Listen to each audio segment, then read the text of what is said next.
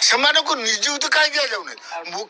Outsourcing ଯୋଉ outsourcing ରହିଛନ୍ତି 10 ବର୍ଷ 15 ବର୍ଷ ଏମିତିକି 20 ବର୍ଷ ହେଲା, ଯୋଉ ମୋହନ ମାଝୀ ମହୋଦୟ କହୁଛନ୍ତି ମୁଁ 90,000 ଲୋକ ନିଯୁକ୍ତି ସୃଷ୍ଟି କରିବି, ପ୍ରଧାନମନ୍ତ୍ରୀ କହିଲେ ମୁଁ 40,000 ସୃଷ୍ଟି କରିବି, ଯୋଉ ଆଉଟସୋର୍ସିଂରେ ଯୋଉ 10 ବର୍ଷ 15 ବର୍ଷ 20 ବର୍ଷ ହେଲା ଯୋଉ କର୍ମଚାରୀ ରହିଛନ୍ତି ତାଙ୍କୁ ନିଯୁକ୍ତି କାହିଁ ଦେଉନାହାନ୍ତି?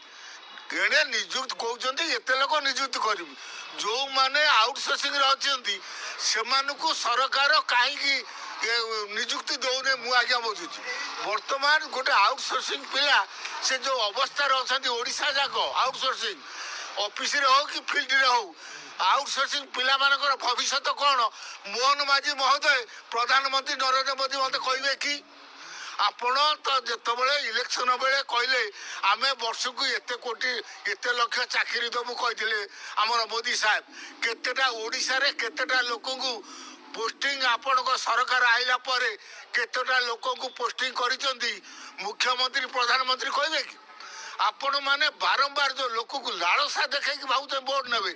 ଓଡ଼ିଶା ତ ଖଣିଜ ସମ୍ପଦ ପାଇଁ ମୋଦି ଏଗ୍ରିମେଣ୍ଟ କରୁ କି ଆପଣ କରନ୍ତୁ, ଓଡ଼ିଶା ତ ଖଣିଜ ରହିବ ନାହିଁ। ଓଡ଼ିଶାର ଭବିଷ୍ୟତରେ ମରୁଭୂମି ଆମେ ଓଡ଼ିଶାବାସୀ ତ ମରିବୁ।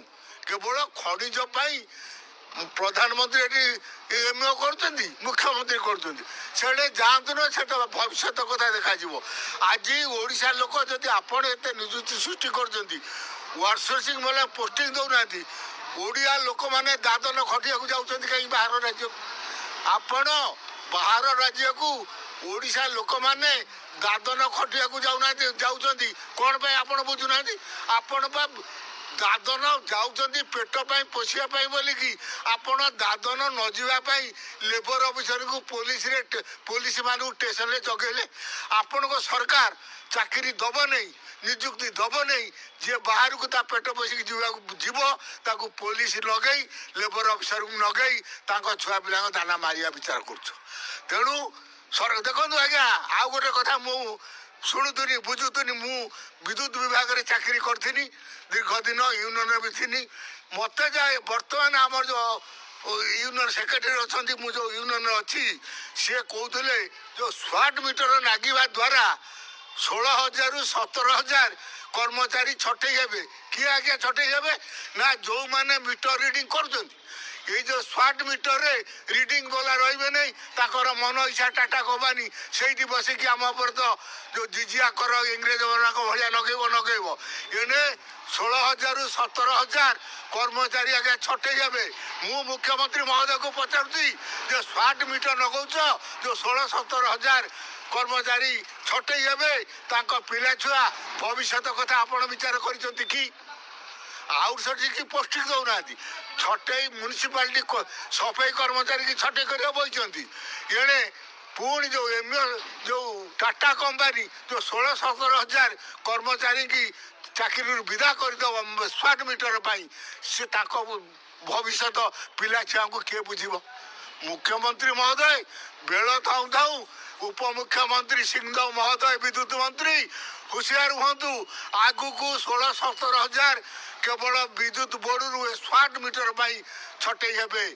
ଆଉ ଯେଉଁ ଆଉଟସୋର୍ସିଂ ପିଲାଙ୍କୁ ଆଜି ପର୍ଯ୍ୟନ୍ତ ପୋଷ୍ଟିଂ ଦେଉନା, ଏଣେ ସଫେଇ କର୍ମଚାରୀ କହିଲେଣି ଛଟେଇ କରିମୁ। ଏଣେ ମୁଖ୍ୟମନ୍ତ୍ରୀ କଲିକତାରେ ବସି କହୁଛନ୍ତି ମୁଁ 90,000 ନିଯୁକ୍ତି ସାକ୍ଷର କରୁଛି, ପ୍ରଧାନମନ୍ତ୍ରୀ କହୁଛନ୍ତି ମୁଁ 40,000 ନିଯୁକ୍ତି ଶ୍ରେଷ୍ଠ କରୁଛି। କାହିଁକି ନା ଆମ ଖଣିଜ ପଦାର୍ଥ ନେବା ପାଇଁ କହିଛନ୍ତି। ଯଦି ଆପଣ ଏତେ କଥା କହୁଛନ୍ତି ତାହେଲେ କଳିଙ୍ଗ ନଗର ଏ ଏସିଆ ମହାଦେଶର ବଡ଼ ଶିଳ୍ପନଗର। ତେଣୁ ଯଦି ଓଡ଼ିଶା ପିଲାମାନଙ୍କୁ ଚାକିରି ମିଳିଥାନ୍ତା ତାହେଲେ ଆଜି ଓଡ଼ିଆ ପୁଅ ଦାଦନ ଖଟିବାକୁ ଯାଉନଥାନ୍ତେ। ଆପଣ ବାହାର ରାଜ୍ୟର ବାହାର ଦେଶର ଆଣିକି ଏଠି ଇଣ୍ଡଷ୍ଟ୍ରି କରିବେ, ବାହାର ଦେଶର ଲୋକ ବାହାର ରାଜ୍ୟର ଲୋକ ଆସିକି ଏଠି ଚାକିରି କରିବେ, ଆମେ ସବୁ ଦାଦନ ଖଟିବାକୁ ଯିବୁ। ଆମେ ଯେଉଁମାନେ ଆଉଟସୋର୍ସିଂରେ ଅଛୁ ତାକୁ ତୁମେ ପୋଷ୍ଟିଂ କରିବ ନାହିଁ, ଛଟେଇ କରିବ। ଆଗକୁ ଏଇ ଯେଉଁ ବିଚାର ଆପଣଙ୍କର ଚାଲିଛି ଏକଥା ଲୋକମାନେ ବୁଝିଲେଣି। ଆଗାମୀ ଦିନରେ ଏହାର ଯେଉଁ ଆନ୍ଦୋଳନ ହେବ, ଯେଉଁ ଲୋକମାନଙ୍କୁ ଆପଣ ଦାନା ମାରିବା ଚିନ୍ତା କରୁଛନ୍ତି, ତୁରନ୍ତ ଆଉଟସୋର୍ସିଂ ପିଲାଙ୍କୁ ପୋଷ୍ଟିଂ କରନ୍ତୁ। ଛଟେଇ ବିଚାରଧାରା ଯେଉଁ କରୁଛନ୍ତି ବିଭିନ୍ନ ବିଭାଗର, ବିଶେଷ କରି ମ୍ୟୁନିସିପାଲିଟି ଯେଉଁ ସଫେଇ କର୍ମଚାରୀମାନେ, ସେଥିରୁ କ୍ଷାନ୍ତ ରୁହନ୍ତୁ। ସ୍ମାର୍ଟ ମିଟର ପାଇଁ ଯେଉଁ 16-17 ହଜାର କର୍ମଚାରୀ ଛଟେଇ ହେବେ, ସେ କଥା ତୁରନ୍ତ ବିଚାର କରନ୍ତୁ।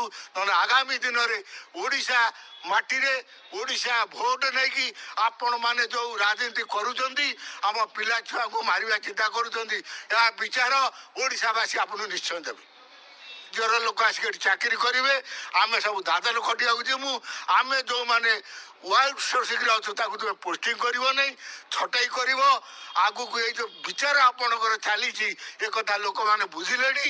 ଆଗାମୀ ଦିନରେ ଏହାର ଯେଉଁ ଆନ୍ଦୋଳନ ହେବ, ଯେଉଁ ଲୋକମାନଙ୍କୁ ଆପଣ ଦାନା ମାରିବା ଚିନ୍ତା କରୁଛନ୍ତି, ତୁରନ୍ତ ଆଉଟସୋର୍ସିଂ ପିଲାଙ୍କୁ ପୋଷ୍ଟିଂ କରନ୍ତୁ। ଛଟେଇ ବିଚାରଧାରା ଯେଉଁ କରୁଛନ୍ତି ବିଭିନ୍ନ ବିଭାଗର, ବିଶେଷ କରି ମ୍ୟୁନିସିପାଲିଟି ଯେଉଁ